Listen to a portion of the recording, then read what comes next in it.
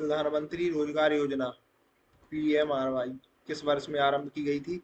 तो वर्ष 1993 में। भारत की जनगणना 2011 के अनुसार निम्नलिखित में से 10 करोड़ से कम जनसंख्या वाले राज्य का चयन कीजिए। तो वो है पश्चिम बंगाल।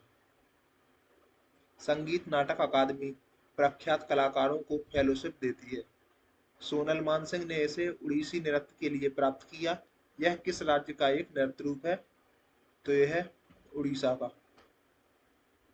पंचवर्षीय योजनाओं के वित्त पोषण के संदर्भ में सार्वजनिक क्षेत्र के मुकाबले निजी क्षेत्र के लिए उपलब्ध वित्त के स्रोतों में कौन सा शामिल नहीं है?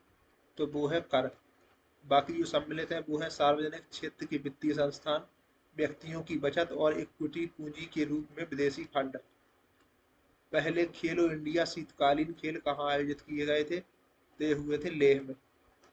मध्य अमेरिका के पश्चिमी तट पर प्रशांत महासागर के नीचे की ओर स्थित एक अपेक्षाकृत छोटी त्रिकोणीय आकार की लघु महासागरीय प्लेट को क्या कहते हैं? तो इसका जवाब है कोकोस प्लेट। संयुक्त राज्य अमेरिका में रामकृष्ण मिशन की सबसे पुरानी शाखा कहाँ है? तो यह है न्यूयॉर्क में। मुगल काल में कपास और गन्ना जैसी नकदी फसलें क्या कहलाती हैं? तो इसका जवाब है जिन्स ए कामिल। राज्यसभा सदस्य सोनल मानसिंह ओडिसी और भरतनाट्यम की प्रख्यात नृत्यांगना है। विजय स्तंभ निम्न में से किस शासक ने बनवाया था? तो राणा कुंभा ने। निम्नलिखित में से कौन सा वह कारक नहीं है जिससे भारत में वर्षा होती है?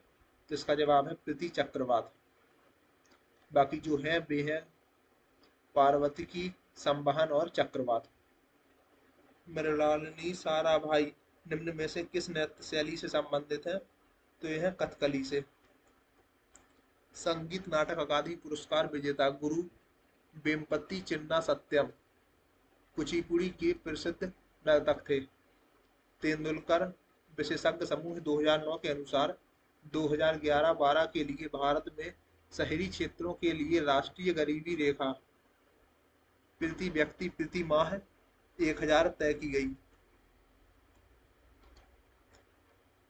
निम्नलिखित कथनों पर विचार करें। तो पहला कथन है जीवीय और अजीवीय घटक वाली प्रणाली को पारितंत्र के रूप में जाना जाता है। दूसरा कथन है पारितंत्र के सभी घटक परस्पर संबंधित हैं। तीसरा कथन है पारितंत्र की हमेशा स्पष्ट सीमाएं होती हैं। तो इनमें से कौन सा कथन सही है? तो पहला कथन और दूसरा कथन, यानी पारितंत्र के सभी घटक परस्पर संबंधित हैं और जीवीय और अजीवीय घटक वाली प्रणाली को पारितंत्र के रूप में जाना जाता है। तो पहला और दूसरा कथन सही है, ऑप्शन नंबर 4।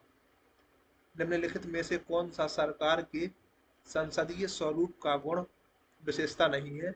तो वो है एकल कार्यकारी। श्री हनुमान व्यायाम प्रसारक मंडल कहाँ पर स्थित है? तो यह है अमरावती में। निम्नलिखित उपन्यासकारों में से किसने मिडनाइट चिल्ड्रन लिखा था? तो इसका जवाब है सलमान रुश्दी ने। निम्नलिखित में से किस महिला नेता ने 1890 में भारतीय राष्ट्रीय कांग्रेस अधिवेशन को संबोधित किया? तो इसका जवाब है Kadambini Ganguly. The great Gatsby निम्नलिखित में से किस लेखक के द्वारा लिखित एक अंग्रेजी उपन्यास है? तो इसका जवाब है एफ स्कॉट फिट्जगेराल्ड। केवी प्रसाद और एसवी राजा राव दोनों निम्नलिखित में से किस ताल वाद्य यंत्र से जुड़े हैं? तो मृदंगम से। निम्नलिखित में से कौन सा भारत के निजी क्षेत्र का उपक्रम है? तो इसका जवाब है housing development finance corporation limited.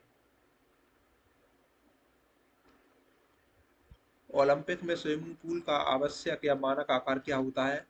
तो वो है 50 मीटर गुणा 25 मीटर। भारतीय संविधान का निम्नलिखित में से कौन सा अनुच्छेद राज्यपाल की अध्यादेश बनाने की शक्ति से संबंधित है? तो अनुच्छेद 213। निम्नलिखित में से कौन सा सांस्कृतिक त्योहार झारखंड के आदिवासी समुदाय द्वारा मनाया जाता है? तो इसका जवाब है सोहराई। 1873 में सिंध सभा की प्रथम इकाई का गठन कहाँ हुआ? अमृतसर में। IISCO और TISCO, इसको और टिस्को औद्योगिक संयंत्र किस उद्योग से संबंधित है? तो ये दोनों हैं लौह और इस्पात से। निम्नलिखित में से कौन 1919 की शुरुआत में अली बंधुओं द्वारा गठित अखिल भारतीय खिलाफत समिति का सदस्य नहीं था? तो याकूब हसन सैद। निम्नलिखित में से कौन सा कथन सही है? पारिस्थितिकी तंत्र में ऊर्जा का प्रवाह एक दिशीय होता है।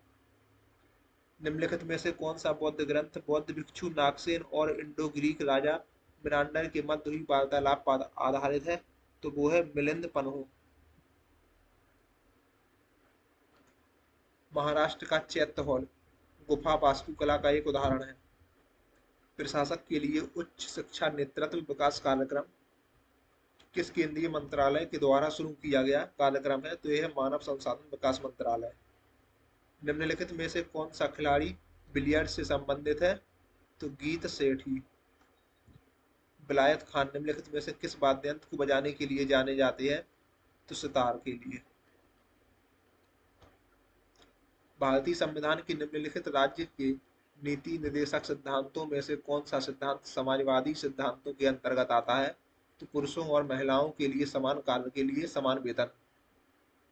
जीवोम बायोम को किस प्रकार से परिभाषित किया जा सकता है?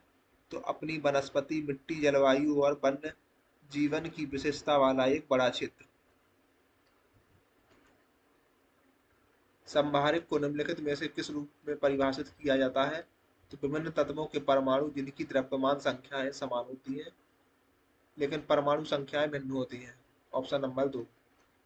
दोहरी गणना के परिणाम स्वरूप राष्ट्रीय आय अति प्राक्कलित होती है। Option number 1। HYV बीजों का पूर्ण रूप क्या है जो हरित क्रांति के क्रियान्वयन में आवश्यक है? तो इसका जवाब है high yielding variety seed. Option number 1। Rudradaman निम्नलिखित में से किस राजवंश से संबंधित थे? तो शक राजवंश से। भारतीय नागरिक के मौलिक अधिकारों के संबंध में निम्न में से कौन से कथन सही है? तो पहला कथन है राज्य की मनमानी कार्रवाई के खिलाफ कुछ मौलिक अधिकार उपलब्ध हैं, उनमें से कुछ निजी लोगों के खिलाफ उपलब्ध होते हैं। दूसरा कथन है मौलिक अधिकार पूर्ण नहीं है बल्कि अर्ह है। तीसरा कथन है संसद मौलिक अधिकारों को कम या निरस्त कर सकती है लेकिन उसे भारतीय संविधान का मूल संरचना को प्रभावित किए बिना। चौथा कथन है मौलिक अधिकारों के तहत पीड़ित व्यक्ति सीधे सर्वोच्च न्यायालय नहीं जा सकता लेकिन वह सीधे उच्च न्यायालय जा सकता है। तो इनमें से जो कथन सही है वो है केवल ए, बी और सी, यानी कि चौथा वाला कथन गलत है, बाकी तीनों सही है। गरीबी कम करने और महिला सशक्तिकरण के लिए बंधन फाइनेंस सर्विसेज प्राइवेट लिमिटेड की स्थापना किस वर्ष में की गई थी? तो इसका जवाब है वर्ष 2001 में। भारत के संविधान के अनुच्छेद 123 और अनुच्छेद 213 निम्नलिखित में से किस विषय से संबंधित है? तो अध्यादेश बनाने की शक्ति। Option number 4। संविधान की मूल संरचना को प्रभावित किए बिना संविधान की किसी भी भाग में कौन संशोधन कर सकता है? तो इसका जवाब है संसद। निम्नलिखित मुगल सम्राटों में से किसे सिपाहियों ने अपने सरदार के रूप में चुना जिन्होंने 1857 के विद्रोह का नेतृत्व किया? तो इसका जवाब है बहादुर शाह जफर।